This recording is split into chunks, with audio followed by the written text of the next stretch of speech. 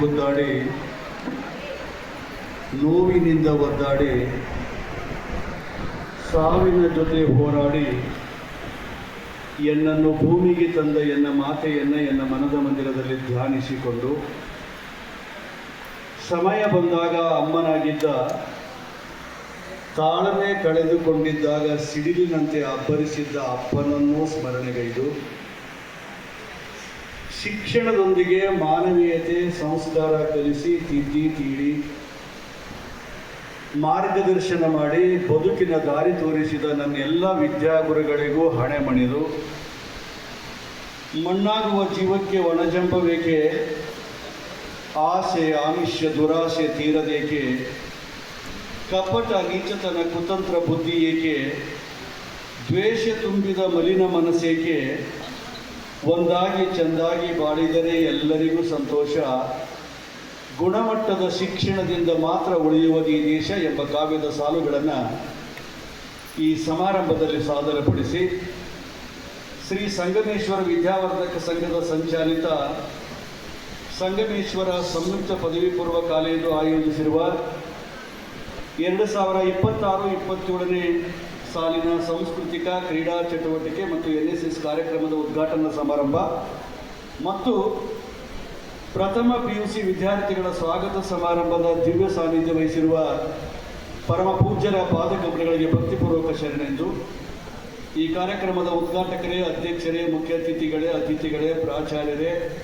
ಸಾಂಸ್ಕೃತಿಕ ವಿಭಾಗದ ಮುಖ್ಯಸ್ಥರೇ, ಕ್ರೀಡಾ ವಿಭಾಗದ ಸಂಯೋಜಕರೇ, NSS ಘಟಕದ ಕಾರ್ಯಕ್ರಮಾಧಿಕಾರಿಗಳೇ, ಸಂಸ್ಥೆಯ ಸರ್ವ ಪದಾಧಿಕಾರಿ ಸದಸ್ಯರುಗಳೇ, ಬೋಧಕೇತರ ಸಿಬ್ಬಂದಿ ವರ್ಗದವರೇ, ಪತ್ರಿಕಾ ಸ್ನೇಹಿತರೆ, ಎಲ್ಲಕ್ಕೂ ಮಿಗಿಲಾಗಿ ಆತ್ಮೀಯ ವಿದ್ಯಾರ್ಥಿ ಬಂಧುಗಳೇ, ತಮಗೆಲ್ಲರಿಗೂ ಮುಂಜಾನೆಯ ನಮಸ್ಕಾರ ಹೇಳಬೇಕಂತ ಮಾಡಿದ್ದೆ. ಟೈಮ್ 12 ಆಗಿಬಿಟ್ಟಿತು.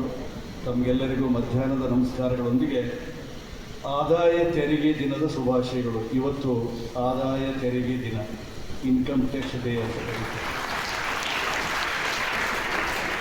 ಜೊತೆಗೆ ಇವತ್ತು ಅಂತಾರಾಷ್ಟ್ರೀಯ ಸ್ವ ಆರೈಕೆ ದಿನ, ರಾಷ್ಟ್ರೀಯ ಉಷ್ಣ ಇಂಜಿನಿಯರ್ ದಿನ, ರಾಷ್ಟ್ರೀಯ ಸೋದರ ಸಂಬಂಧಿ ದಿನ. ಈ ಎಲ್ಲ ದಿನಗಳ ಮಧ್ಯೆ ನೀವು ಕಾರ್ಯಕ್ರಮ ಇಟ್ಟಿದ್ದೀರಿ, ತುಂಬ ಖುಷಿಯಾಗಿದೆ. ಈಗಾಗಲೇ NSS ಬಗ್ಗೆ, ಕ್ರೀಡೆಯ ಬಗ್ಗೆ ಪ್ರಾಸ್ತಾವಿಕವಾಗಿ ಮಾತನಾಡಿದ್ದಾರೆ. ನಾಯಕತ್ವದ ಗುಣ ಇರಬೇಕು, ಸಮಾಜ ಸೇವೆ ಬೆಳೆಸ್ಕೊಳ್ಬೇಕು, ನೈತಿಕತೆ ಇರಬೇಕು ಅಂತ ಮಾತಾಡಿದ್ದಾರೆ. ನಾನು ನೇರವಾಗಿ ನಿಮ್ಮೊಂದಿಗೆ ಮಾತನಾಡಲಿಕ್ಕೆ ಬಯಸ್ತೇನೆ. ಆತ್ಮೀಯ ವಿದ್ಯಾರ್ಥಿಗಳೇ, ಸ್ವಾಗತ ಸಮಾರಂಭ ಎನ್ನುವುದೊಂದು ನೆಪ ಇದೆ. ನಾವೆಲ್ಲ ಒಂದು ಕಡೆ ಸೇರಿ ಒಂದಿಷ್ಟು ಚಿಂತನ ಮಂಥನ ಮಾಡೋದು ಬಹಳ ಮುಖ್ಯ. ಸೇರಿಸುವ ಕೆಲಸ ಮಾಡಿದ, ಕೂಡಿಸುವ ಕೆಲಸ ಮಾಡಿದ, ನಮ್ಮಂಥವರನ್ನು ಕರೆಸಿ 4-6 ವಿಚಾರಗಳನ್ನು ಹಂಚಿಕೊಳ್ಳಲು ಅವಕಾಶ ಕಲ್ಪಿಸಿದ ಶ್ರೀ ಮಠದ ಈ ಸಂಸ್ಥೆಗೆ ಜೋರಾದ ಚಪ್ಪಾಳೆಯೊಂದಿಗೆ ಅಭಿನಂದಿಸಬೇಕು.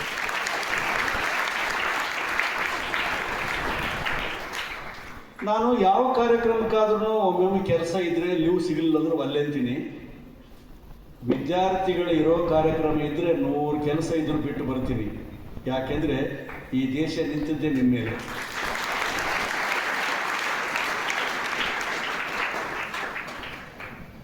ನನ್ನ ಅಧ್ಯಯನದ ಹಿನ್ನೆಲೆಯಲ್ಲಿ 4-6 ವಿಚಾರಗಳನ್ನು, ನನ್ನ ತಲೆಯಲ್ಲಿರುವ ವಿಚಾರಗಳನ್ನು, ಹೃದಯದಲ್ಲಿರುವಂಥ ವಿಚಾರಗಳನ್ನು ನಿಮ್ಮ ಹೃದಯಕ್ಕೆ, ನಿಮ್ಮ ಮೆದುಳಿಗೆ ಮುಟ್ಟಿಸುವಂಥ ಪುಟ್ಟ ಪ್ರಯತ್ನ ಮಾಡ್ತಾ ಇದ್ದೀನಿ.